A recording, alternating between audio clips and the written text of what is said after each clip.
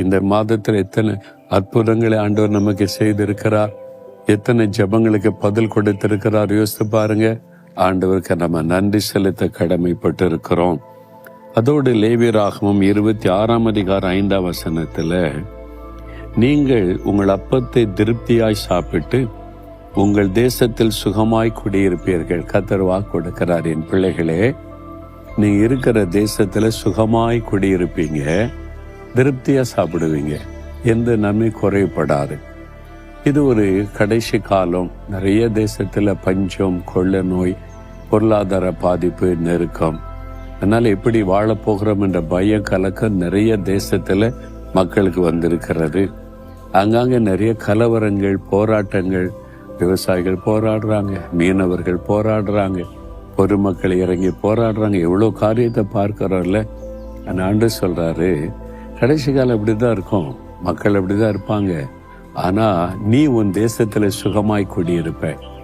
ஏன் தெரியுமா? நான் அவன் கூட இருக்கிறேன். உன்னை சுகமாய் குடியிருக்க பண்ணி ஆசீர்வதிக்கிற தேவன்.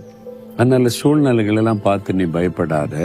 கடைசி காலத்துல இப்படிதான் இருக்கும். பஞ்ச காலத்துல கூட நான் உன்னை சுகமாய் வாழ்ந்திருக்க பண்ணுவேன்னு ஆண்டு சொல்றார். உங்கள் தேசத்துல சுகமாய் நீங்கள் குடியிருப்பீங்க, திருப்தியா சாப்பிடுவீங்க.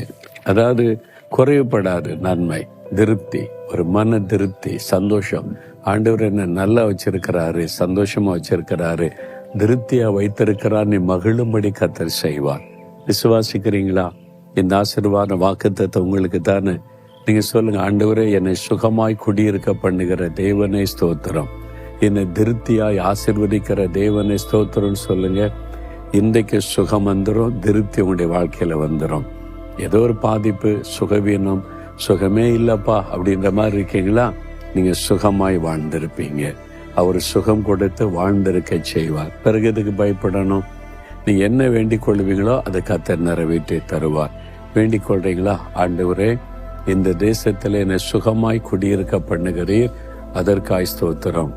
திருப்தியாக என்னை ஆசீர்வதித்து நடத்துகிறீர், அதற்காய் ஸ்தோத்திரம். எந்த நன்மை குறைவுபடாதபடி ஆசீர்வதிக்கிறீர், அதற்காக உமக்கு ஸ்தோத்திரம், ஸ்தோத்திரம். இந்த மாதம் முழுவதிலும் என்னை கைவிடாமல் நடத்தினீர், ஸ்தோத்திரம். புதிய மாதத்திலும் என்னை ஆசீர்வாதமாய் நடத்த போகிறீர், அதற்காய் ஸ்தோத்திரம். இயேசுவின் நாமத்தில் ஆமென்.